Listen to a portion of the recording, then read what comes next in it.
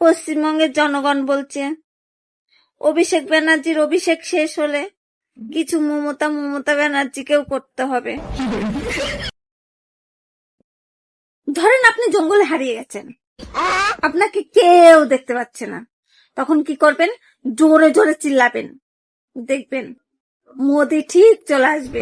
আর তখন আপনার সাথে ঝগড়া করার জন্য কেউ না কেউ ঠিক চলে আসবে।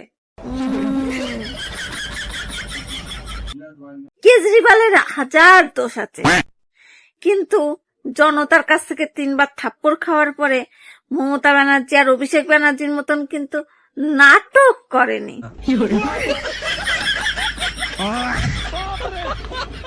কংগ্রেসের পার্টি সভায় প্রিয়াঙ্কা গান্ধী অ্যানাউন্স করছেন যে কংগ্রেসকে মিটানোর পেছনে এই সবাই কেউ আছে। তখন সবাই সব রাহুল গান্ধীর দিকে দেখছে।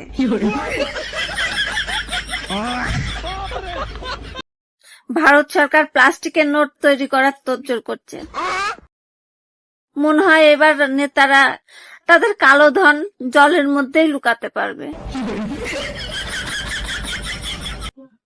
এই পশ্চিমবঙ্গের মুখ্যমন্ত্রী একদিন বলেছিল যে রাত 8টার পরে কোনো মেয়েরা আর বাড়ির থেকে বেরোবেন না। এখন নিজের ভাইপোই দিনের বেলায় বেরোতে পারছে না। অভিষেক ব্যানার্জিকে অভিষেক করার পরে আর কল্যাণ ব্যানার্জিকে কল্যাণ করার পরে কিছু মমতার জন্য তো রাখো, কারণ আসল পান্ডা তো উনি। যোগী বাবা উত্তরপ্রদেশে তো আছে, তাই বলার স্বাধীনতাও আছে, কিন্তু বলার পরে তোমার স্বাধীনতা থাকবে কিনা সেইটার কিন্তু কোনো গ্যারান্টি নেই। ধরেন আপনি জঙ্গলে হারিয়ে গেছেন, আপনাকে কেউ দেখতে পাচ্ছে না, তখন কি করবেন? জোরে জোরে চিল্লাবেন, দেখবেন মোদি ঠিক চলে আসবে। আর তখন আপনার সাথে ঝগড়া করার জন্য কেউ না কেউ ঠিক চলে আসবে। কংগ্রেসের পার্টি সভায় প্রিয়াঙ্কা গান্ধী অ্যানাউন্স করছেন যে কংগ্রেসকে মিটানোর পেছনে এই সবাই কেউ আছে।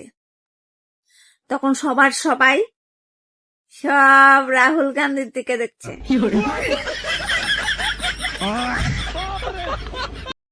অভিষেক ব্যানার্জিকে অভিষেক করার পরে আর কল্যাণ ব্যানার্জিকে কল্যাণ করার পরে কিছু মমতার জন্য তো রাখো, কারণ আসল পান্ডা তো উনি।